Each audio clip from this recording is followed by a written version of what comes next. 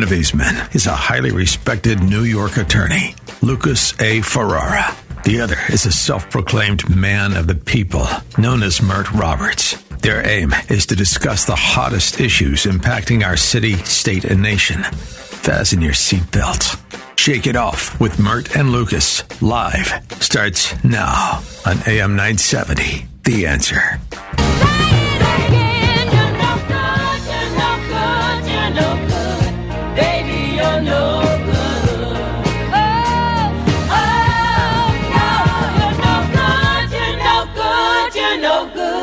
Baby, you're no good.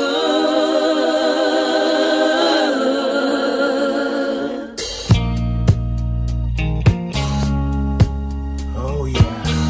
That was Linda Ronstadt, ladies and gentlemen, singing You're No Good, which was written by Clint Ballard Jr. and was first performed by D.D. Warwick for Jubilee Records back in 1963. Yes, I know, that's before some of you were born.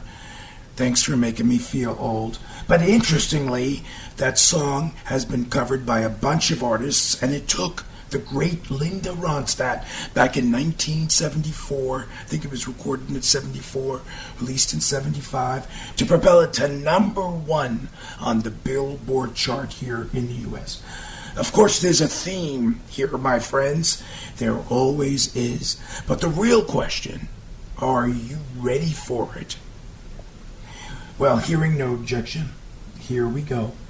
Did you know that during presidential election years, in addition to the stock market going up an average of 9.1%, according to one Fidelity investment analyst, studies show that hate crimes also increase. But before we get to that, how's that for a teaser? Let me welcome you to Shake It Off with Mert and Lucas live. This is Lucas Ferrara, and it is great to have you with us. Please sit back and enjoy this sure to be bumpy, some would say perilous ride.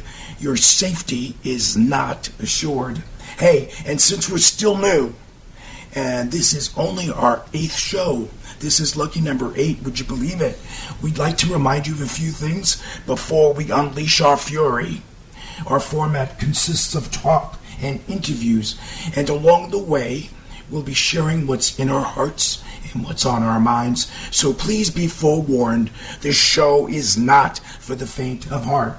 With that duly noted, in addition to my celebrity co-host, Mert Roberts, who regularly appears on Newsmax, he was on television just the other day, and along with our hard-working engineer producer, Alex Garrett, who has a podcast of his own. It's called One Leg Up with Alex Garrett. Please check it out. It's fabulous. You'll be hearing from 2 special guests. During the first hour, journalist, investigative reporter, and award-winning speaker Jerry Spieler will be talking about her new book, Regina of Warsaw, Love, Loss, and Liberation. That's Regina of Warsaw, Poland, which recounts her grandmother's remarkable story of courage and perseverance as they faced the pogroms of early 20th century Poland. And during our second hour, Greg Kaplan, an internationally recognized college admissions strategist and speaker, he's based out of Newport Beach, will give us his perspective on the university admissions madness, and will share some insights from his new book, The Journey, How to Prepare Kids for a Competitive and Changing World. Now, in a few minutes, you'll be hearing from my colleagues, Mert and Alex, but first, I have a few things I'd like to get off my chest, so please give me a few moments. Now, according to the experts, like Fidelity Investments' Denise Grisholm, who is the Director of Quantitative Market Strategy, how fancy schmancy, since 1950, U.S. stocks have averaged returns of 9.1% in election years. Now, there are a bunch of factors that impact stock market performance. I get that. But if you look historically at the impact elections have on the stock market, many claim that the returns tend to be positive, with a bigger uptick if a Republican is elected president. First Trust Portfolios recently issued a chart which shows that since 1928, 19 of the 23 presidential elections resulted in positive market performance. And interestingly enough, my friends, when a Democrat won the White House, the average return in the stock market was about 7.6%. But when a Republican won, the average return 15.3, almost double. Hint, hint. Interesting, right? Well, there happens to be a correlation with the rise of hate crimes too, unfortunately. Back in May of this year, the Leadership Conference Education Fund issued a report entitled Cause of Concern 2024, The State of Hate. And in it, they examined hate crime data, which the FBI started to release back in 1991. And if you look at those numbers, my friends, hate incidents and violence also tend to increase around general elections. Isn't that sad? By way of example, the fund reports that back in 2008, when Obama was running for president, anti-black hate crimes spiked, with some 2,951 incidents reported to the FBI, including death threats and church burnings. And again in 2012, when Obama ran for re-election, there were additional incidents allegedly perpetrated by white nationalists, with the most significant incident being a mass shooting which occurred back on August 5th, 2012, which killed 6 people. The Department of Justice labeled that a hate crime and an act of terror. In 2016, according to the fund, things got a bit more divisive when Trump ran for office, and when he was elected, the country reportedly saw the highest number of hate crimes in more than a decade. Now, in the midst of COVID, some 4 years later, in 2020, when Biden ran against Trump, hate crimes jumped 13%, with Attorney General Merrick Garland noting that Black and Latino, were the groups most victimized. There was an alarming increase also in anti-Asian hate crimes. Those numbers shot up like 150%. Fast forward to now, finally, and the fund believes that during this election cycle, there is significant cause for concern, with increases reported in almost every conceivable category. The bottom line, well, no one is safe, my friends. In addition to anti-black, anti-Hispanic, there have been increases in anti-LGBT hate crimes, particularly against transgender individuals, anti-Islamic, anti-Muslim hate crimes, anti-Sikh, believe it or not, anti-disabled, and of course, anti-Jewish hate crimes. Just last year, right after the attack on Israel by Hamas back in October, anti-Semitic incidents here in the U.S. skyrocketed some 360%. That stat came from the Anti-Defamation League.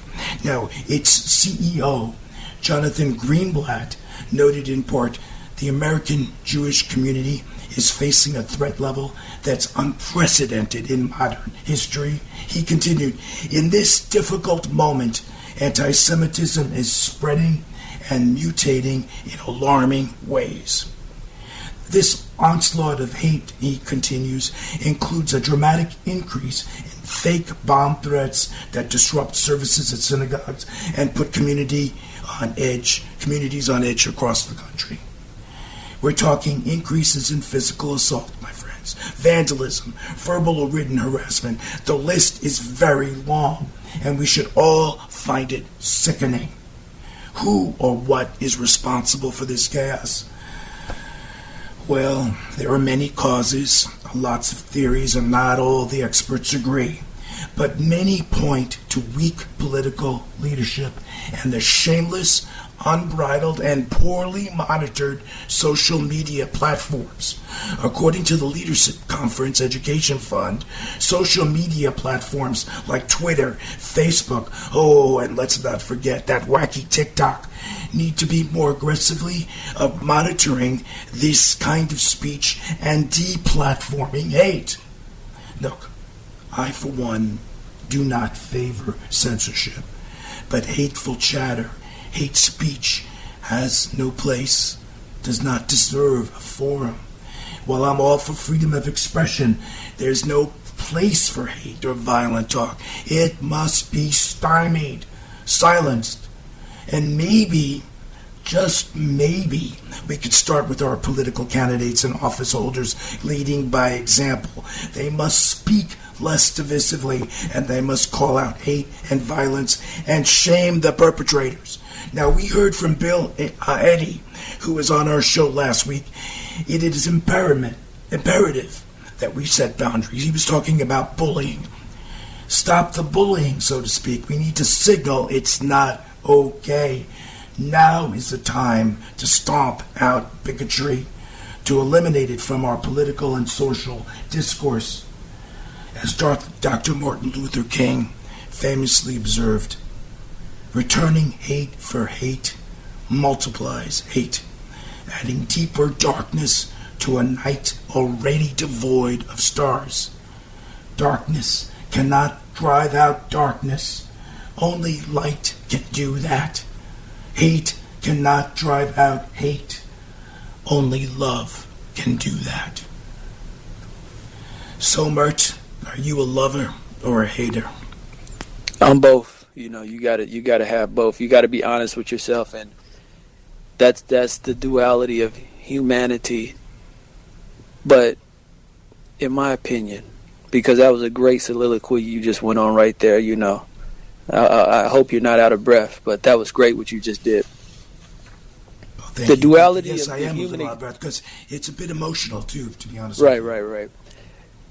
Because that would be emotional. Because last week you said you were a victim of bullying, so I can understand how what's going on in this country it could be personal.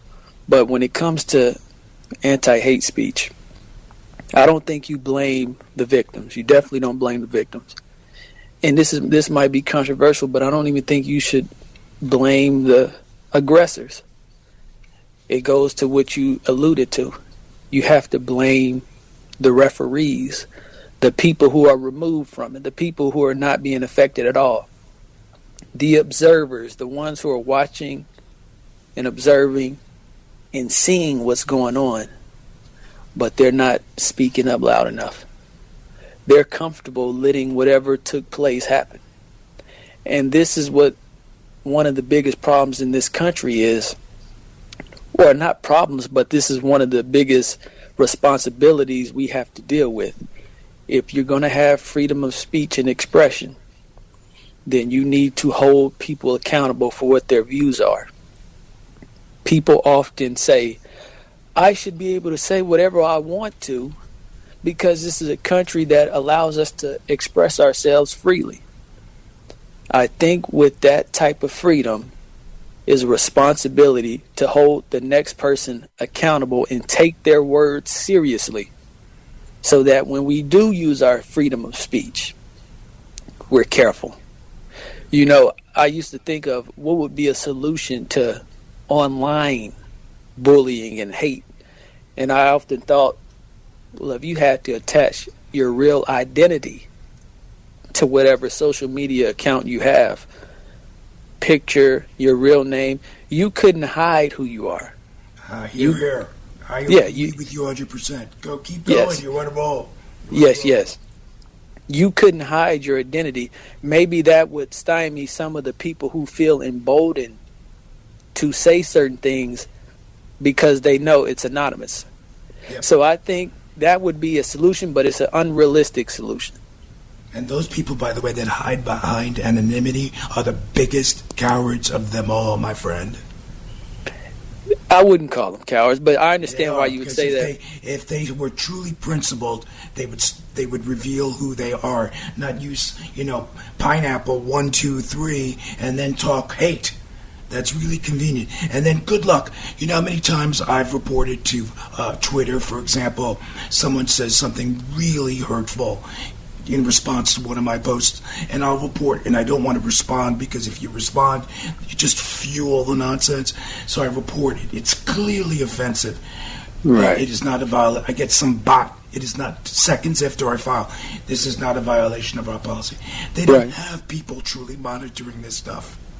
Yes, I agree with that, and it's because it would be heavily abused, because that line of what's acceptable and what's not, to some it's thin, to others it's a huge line that's easy to avoid. Some people say you say whatever you want to because I'm not going to take it personal, but there are others who are more sensitive. That's why I would like to hear what Alex thinks. Alex, well, you know, it's interesting. Yeah, I am. It's interesting on this topic, Lucas and Mert, you're talking about this, because I've reported comments too. And you know what? TikTok and all these outlets tell me, oh, this doesn't violate our community guidelines. And that's right. I want to pull my hair out because, like, you know, you're telling basically Jews should not exist, and that doesn't violate community guidelines? Come on. And you're right, Mert. The observers, which is social media, is letting this go on, and I blame them and the aggressor at the same time. I think we can do both. I think we can blame social media and the aggressors, because then it fuels into real life, and we've seen that this weekend, unfortunately, with the killing of 6 hostages. I mean, this is real life now, and all the rhetoric on X and social media, Facebook, is sadly becoming reality almost every day, I feel like. Well, you know what I think, guys? One of the first steps, we got to take immunity away from these platforms. See, they hide, they're shielded from lawsuits. Okay, that should be eliminated. That should be eliminated. They should be held accountable and responsible for what is going on. And I bet if they get sued a couple of times and lose a couple of billion, they're going to monitor and be more proactive. But Mert, I think we've made history tonight, because this is the first time, I think, in all the shows we've done together, that I agree with you 110%. They're thriving off of this divisiveness. They're making money off of this, and they want to see us fight against each other because it keeps us distracted and off the real problems and the real issues of the world. And it's truly unfortunate. Yes, it is unfortunate, but as you just said, they're making money. And when you make money as a corporation, guess what you can do? You can donate to your political opponents and the people you support. And now you don't have any opponents. So when you want to talk about we should go after these companies and sue them, well, they have deep pockets now because the advertising is through the roof on these platforms. So they have deep, deep, deep pockets. And your little lawsuit, not to make it specific to anybody, but your little lawsuit, you're not going to have enough money to go after them. So this would have to be something that's, you know, social media is supposed to be organic. Well, the backlash against it would have to be organic. It couldn't be from the lawsuit, because there'll be plenty of people who say, I don't support that, or they would just have enough money to wipe out the lawsuit. So in order for this to change, it would have to be an organic push by the people who use these platforms. All right, censor us. And people don't want to be censored because they say, well, you took away my post of me breastfeeding, but you allowed. So you get into weird areas where, you know, it's like, wait a minute, what I just said was okay, what they said is not. So let's not censor me. Let's censor that person, but let's let me keep my words in. So unless this is an organic movement and people are willing to give up their freedom of speech on these platforms, I don't think we're going to see the observer be held accountable because of their deep pockets. And I don't think the victims are going to have enough money to speak loud enough to put these people to shame. It's not going to happen anytime soon. It's going to have to be organic. Hey, Bud, we have to go to a break, but I think hate speech is not speech that's protected or should be protected. We'll be back after these breaks, and we're going to be hearing from the award-winning writer, master researcher, journalist, nonfiction author Jerry Spieler. We'll be back in a few seconds to talk about her new book.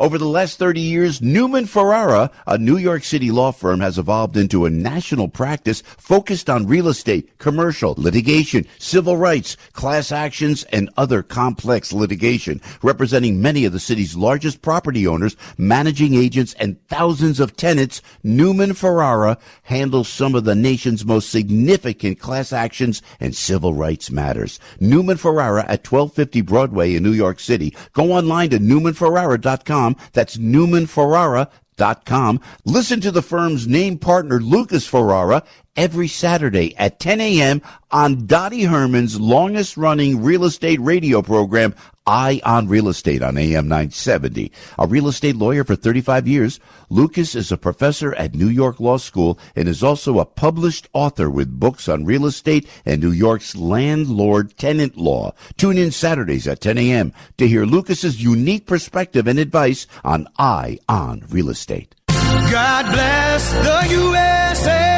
If you're a business owner and a listener to AM 970 The Answer, you might not realize that the conservative news and talk content that you enjoy is advertiser-supported.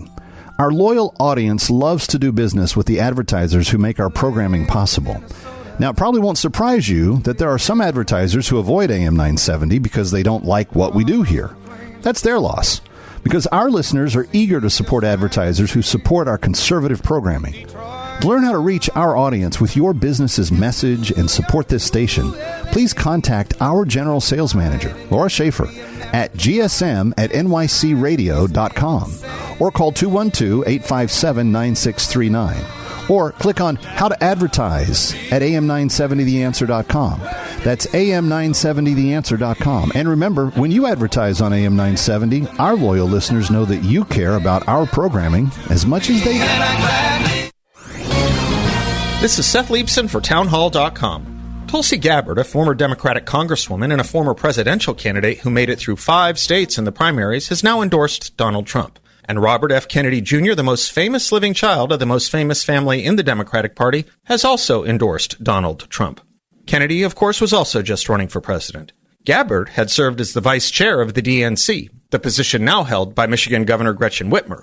These are prominent endorsements. Both Kennedy and Gabbard can state clearly why they've endorsed Trump, pointing to a Democratic Party that has lost its way, citing the disrespect of elections to the encouragement of censorship.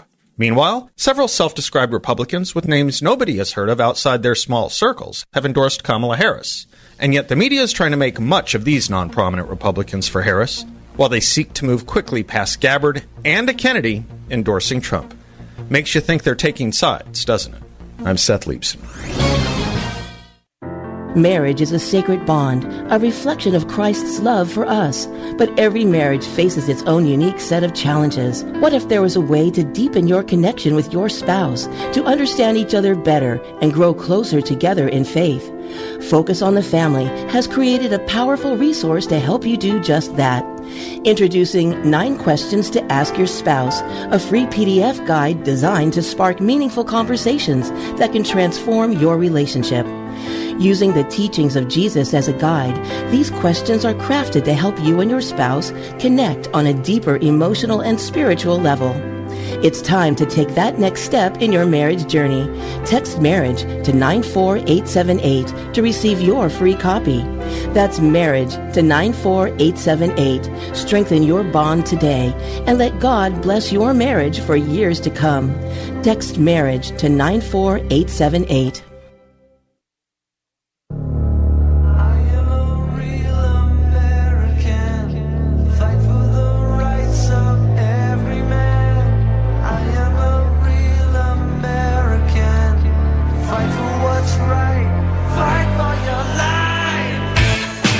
Welcome back to Shake It Off with Mert and Lucas, live on AM 970, The Answer. Welcome back. with us this segment, we have an award-winning writer, a master researcher, journalist, nonfiction author who has written an historical novel about her maternal grandmother and mother. It's called Regina of Warsaw, Love, Loss, and Liberation. Welcome to the show, Jerry Spieler. Jerry, thank you so much for coming on. Oh, thank you for having me. I'm delighted to be here. It is an honor to have you on the program. And before we talk about the book, I was reading some background information about you, and something about you personally caught my eye. I'm sorry to go off the track here, but I understand you live in San Francisco Bay with your husband, and this is the part that I love. 9 chickens and 10 fruit trees. You're apparently a chicken mom? Yes. Tell us a little about that. How can you be a chicken mom? What makes one a chicken mom? Well, I even have 11 chickens.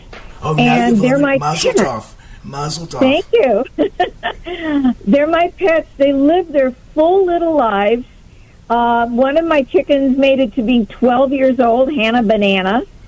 And they give me wonderful fresh eggs. I only have hens. I don't have a rooster because of the neighborhood I live in.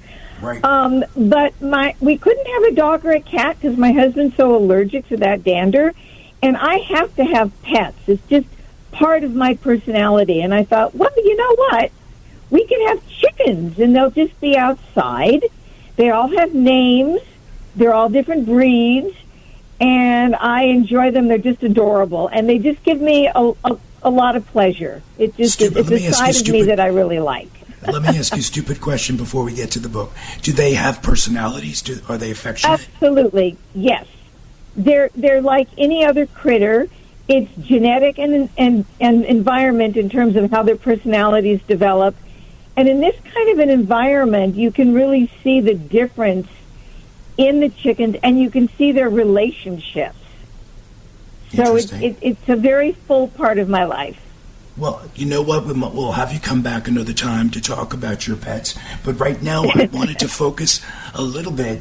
I don't know if you heard the first segment of our show, but we've been talking about the rise of anti-Semitism and hate crime in particular. So your book touched me. It is a 2024 New York Book Festival award winner. And apparently, if I understand this correctly, it's a journey of 2 continents, 5 countries, 2 states, and 3 generations. Tell us a little bit about Regina of Warsaw, your inspiration, what made you write it. The floor is now yours, Jerry. Thank you. I obviously grew up knowing my maternal grandmother's life. She was my grandma for a long time. And why did I write it now? I've known this story. I've written other books, but I think it's the times with the rise of anti-Semitism that brought her story even closer to me.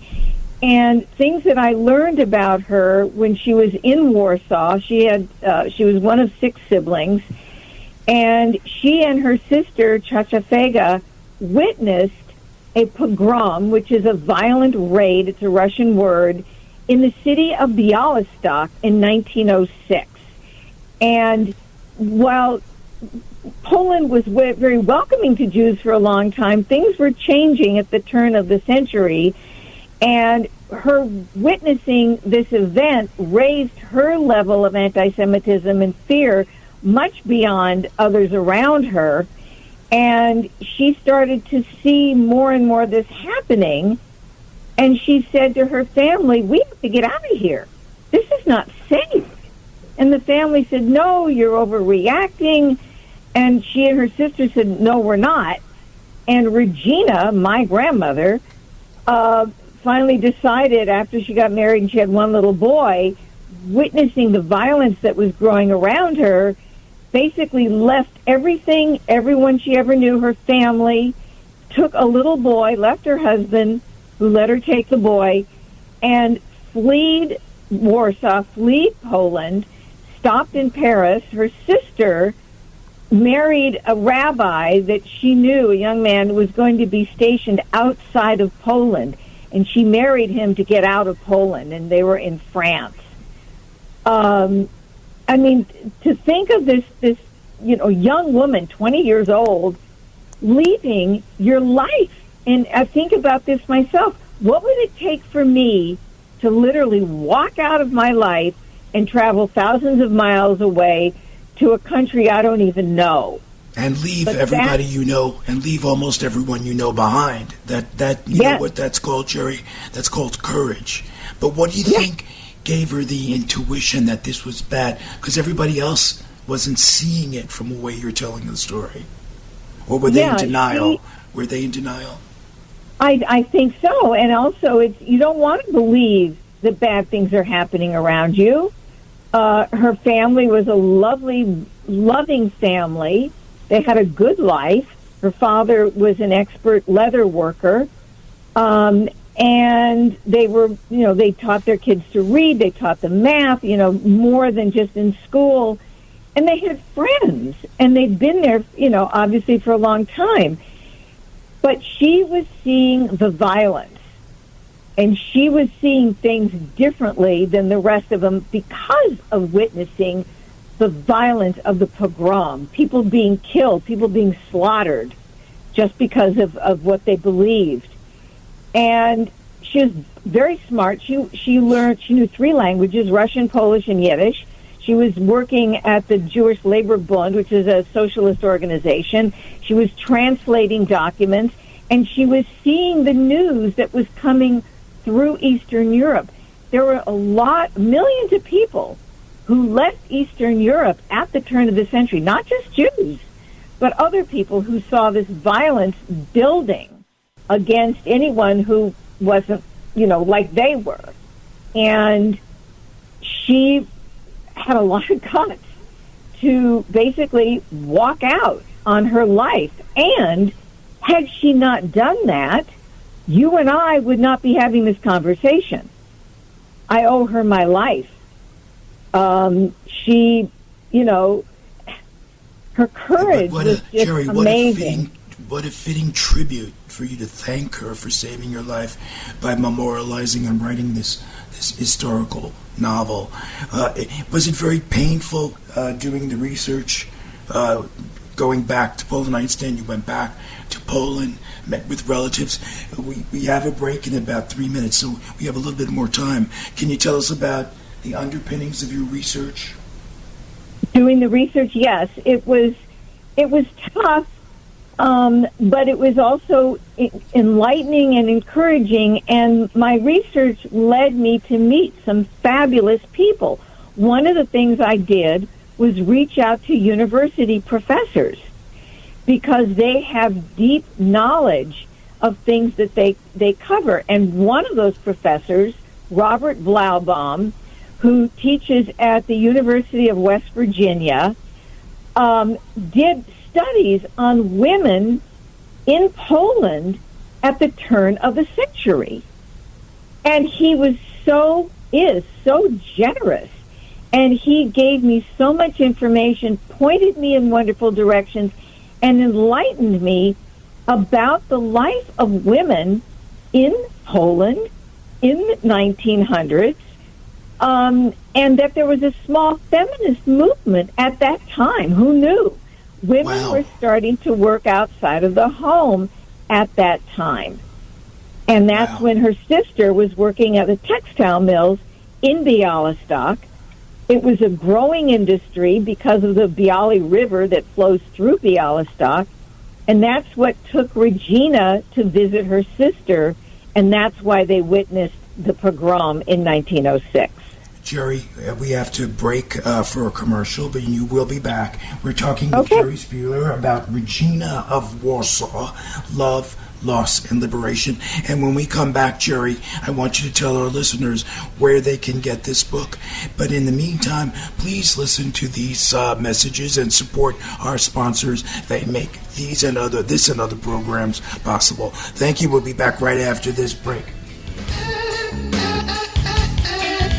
What if this sound actually made you smile, giving you a chance to win gas and groceries for a year. It's the $13,000 gas and grocery giveaway. The grand prize winner gets $10,000 in gas and grocery gift cards. 2 first prize winners get $1,000 in gift cards. And 2 second prize winners get $500 in gift cards. To enter, go to am970theanswer.com. Over the last 30 years, Newman Ferrara, a New York City law firm, has evolved into a national practice focused on real estate, commercial, litigation, civil rights, class actions, and other complex litigation, representing many of the city's largest property owners, managing agents, and thousands of tenants. Newman Ferrara handles some of the nation's most significant class actions and civil rights matters. Newman Ferrara at 1250 Broadway in New York City. Go online to NewmanFerrara.com. That's NewmanFerrara.com. Listen to the firm's name partner, Lucas Ferrara, every Saturday at 10 a.m. on Dottie Herman's longest-running real estate radio program, Eye on Real Estate on AM 970. A real estate lawyer for 35 years, Lucas is a professor at New York Law School and is also a published author with books on real estate and New York's landlord-tenant law. Tune in Saturdays at 10 a.m. to hear Lucas's unique perspective and advice on Eye on Real Estate. Hey, it's Joe Piscopo. I'd like to introduce you to the premier business in the investigative and security field in the United States today, Brosnan Risk Consultants. Founded by my friend Pat Brosnan, decorated retired NYPD detective. You must be diligent in protecting the business you work so hard to grow, family you cherish, and the lifestyle you've achieved. Luckily, there is Brosnan Risk Consultants to keep your business healthy, keep your family safe, and identify the approaching rising tide of danger and loss well before it destroys what you have built. Brosnan Risk Consultants have been protecting clients for over 25 years. Operational in 45 states and over 500 cities. Don't settle for second best. Brosnan is the gold standard in investigative and security services. Call now 800-590-2180 or go online to brosnanrisk.com. BROSNAN risk.com. This is Joe Piscopo. The following is a medical minute sponsored by my friends at InfuCare RX, a leading specialty infusion pharmacy provider for patients with complex conditions. InfuCareRx.com, improving quality of life one patient at a time. Here is Dr. Michael Rosario from St. Anthony's Neurology Group in St. Petersburg, Florida. CIDP, which is the acronym for chronic inflammatory demyelinating polyradiculoneuropathy, is an autoimmune disease in which our own immune system creates antibodies that target and attacks the nerve's outer covering called myelin. Damage to this protective covering causes interruption in nerve signal, leading to nerve dysfunction. When the nerves do not work well, we call that neuropathy. CIDP is one of many types of neuropathies. This medical minute is sponsored by InfuCare RX, and the information, comments, or views expressed by the guests are their own and do not necessarily reflect the views of InfuCare RX. Please consult your medical professional for any medical questions, opinions, or guidance. This is Dennis Prager. If you share my passion for free speech and rational thought, become a member of the ultimate online community, Pragertopia Plus. Listen to every show, lecture, and course I've recorded. Plus, you can now hear my colleagues, Mike Gallagher, Seb Gorka, and Hugh Hewitt. Submit your questions for my monthly Ask Me Anything, really anything. Plus, chat with me, Alan, and Sean with the new live chat feature. Go to Pragertopia.com. That's Pragertopia.com.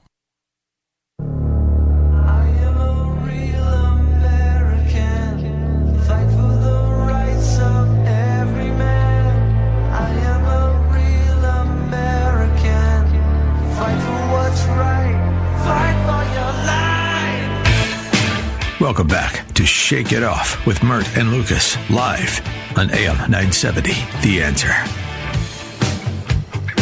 Welcome back. This is Lucas Ferrara, and we've been speaking with award-winning writer master researcher, journalist, nonfiction author, and chicken mom, Jerry Spieler. We've been talking about her new book, Regina of Warsaw, Love, Loss, and Liberation. Now, Jerry, before we get back to you, my co-host, my esteemed co-host, Mert, wanted to chime in a bit, and I wanted to ask him about discrimination and hate and your thoughts. My friend Mert. Well, you know, this conversation got me thinking about Hollywood and how a lot of Jewish actors and actresses have changed their last name to blend in. And I wanted to get your thoughts on how do y'all view that? How do y'all view actresses and actors changing their last name to blend in? And I also want you to go a little bit deeper, because you can help me understand this.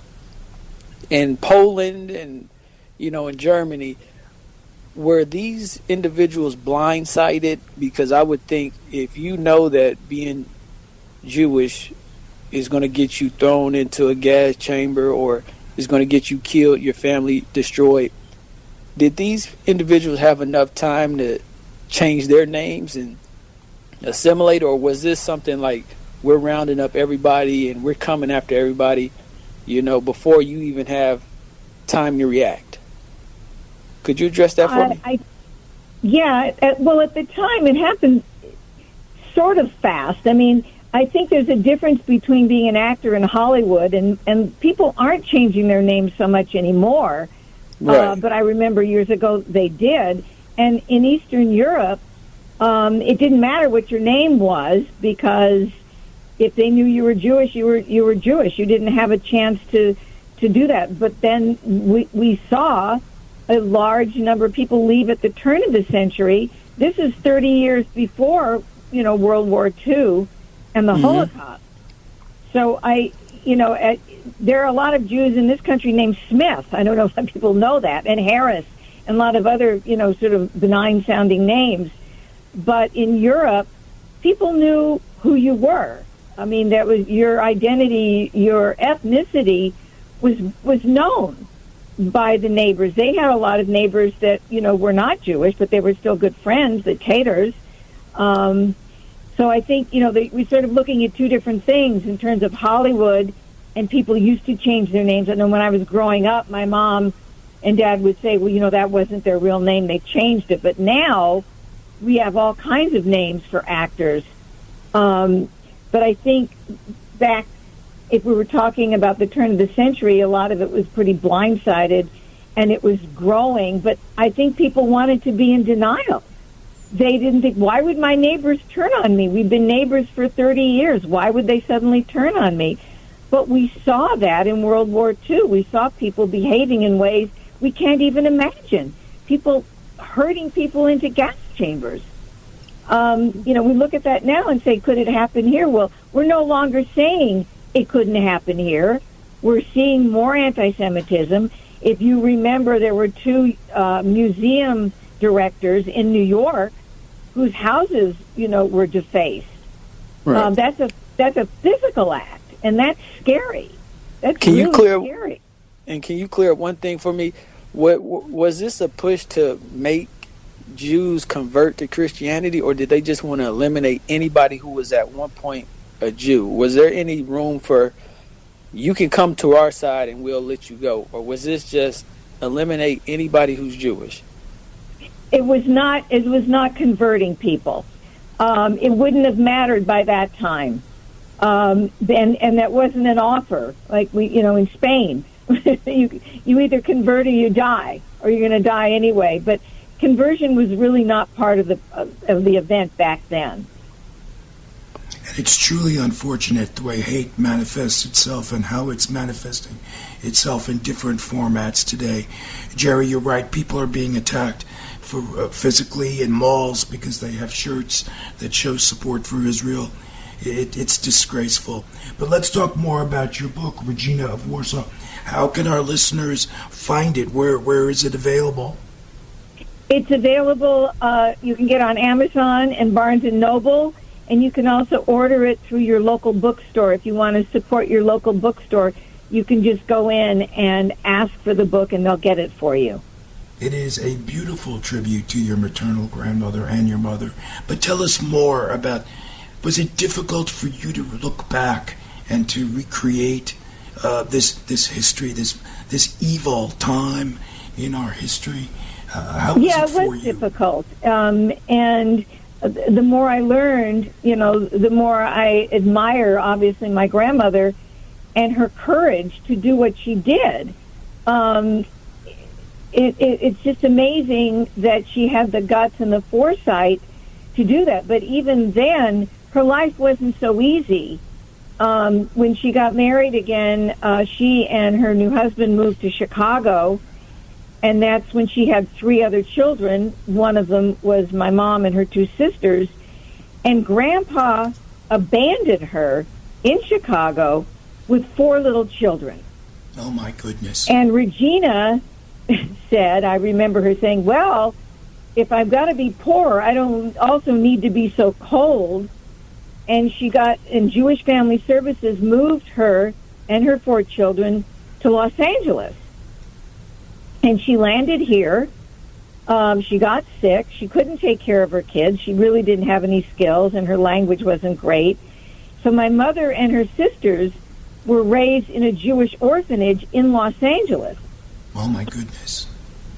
The orphanage was called Vista Del Mar, and it was set up for a lot of these kids. It was almost like a boarding school because they said, you haven't given up your children. They're still your children. Come on the weekends, see them, or take them home for the weekend. It was an amazing, wonderful place. And my mother, for her whole life, said how fortunate she was. They were so wonderful. They took such good care of these kids because the immigrants that were coming didn't have enough jobs or skills to take care of them. And she was there with 4 children alone. So, I mean, she really had an amazing life. It was hard. I mean, imagine moving someplace and having someone say, you can't take care of your children. But she did what she had to do. And so this is a testament to this young girl from Poland and what she did and what she managed to do to take care of her family. So, that is a tribute to her. Yes, and what about your mom? Because she sounds like she's pretty strong, too. She went through a bit of struggle herself. Yes, my mother was really brave. She married the love of her life. My mom and dad had a love affair until he died. And she was tough. Grandma raised her girls to say, you can't depend on someone to take care of you. You need to take care of yourself. You need to have a skill that you can do so you can work and you can take care of yourself because you can't depend on a man to do that. And so my mother and her sisters were early feminists. Wow. Tell us more about that. About my mom, one of the things that she learned from her mother. Yes, because when we think of feminism, people think of different things. Yeah. She said, you have to pay attention to politics. It can change your life in very bad ways. Wow. So how would you, if you could do this for me real quick, what do you think your grandmother's and your mother's approach to, how do you think they would try to solve what's going on today with the remnants of anti-Semitism? What do you think their solutions would be if they could be transported to today and offer up solutions? They would be very active in politics. They would be very active in their community. They would not just sit by and watch what's happening. They would get involved in any organizations that would fight anti-Semitism. There are groups that do that. The Anti-Defamation League is one that comes to mind.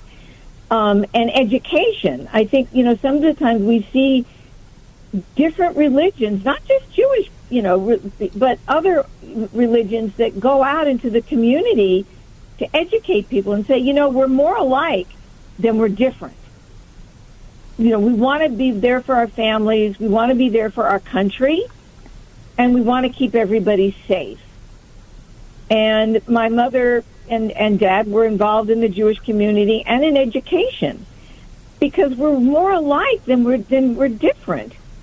We all want our families to be healthy and happy. That doesn't have anything to do with a particular religion.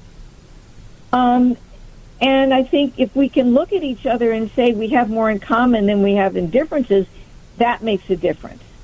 Amen. Amen. We've been speaking to Jerry Spieler about her book, Regina of Warsaw, Love, Loss, and Liberation, which is available everywhere. So give it a look.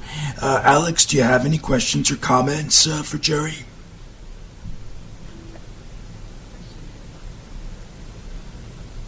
All right. Well, what about Mert?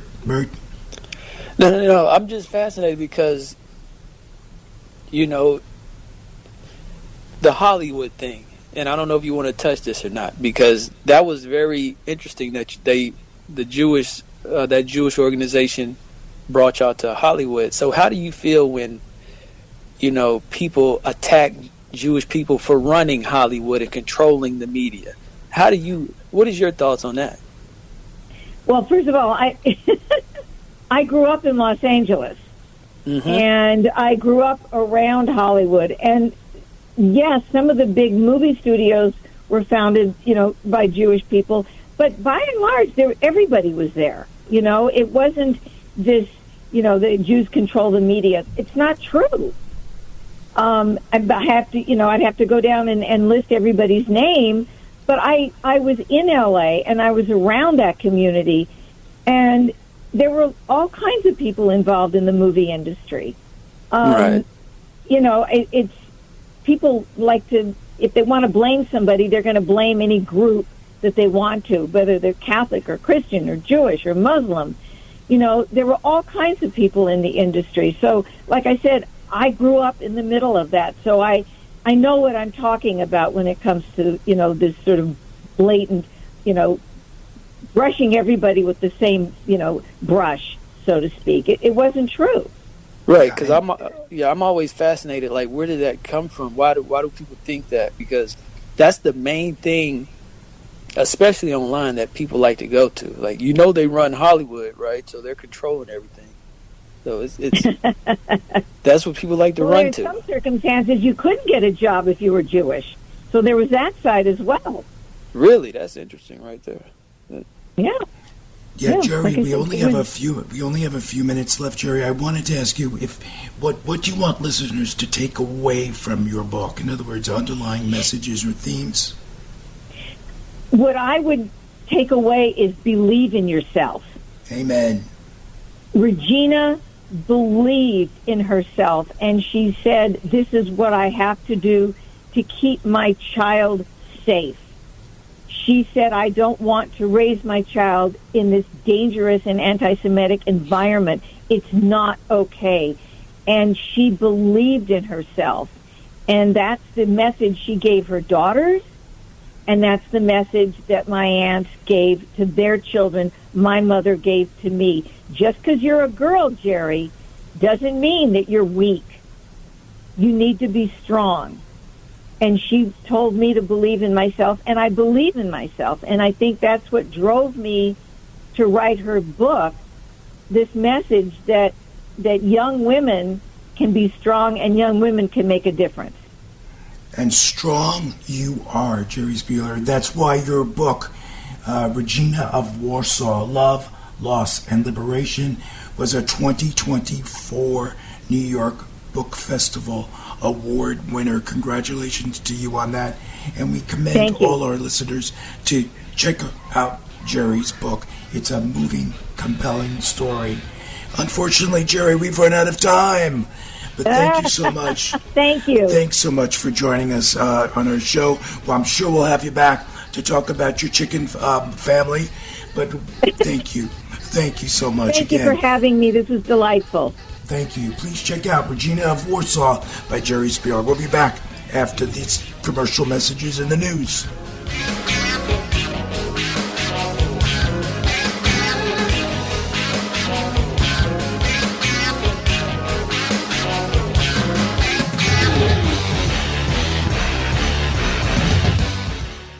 The preceding hour of programming, sponsored by Shake It Off Live, LLC.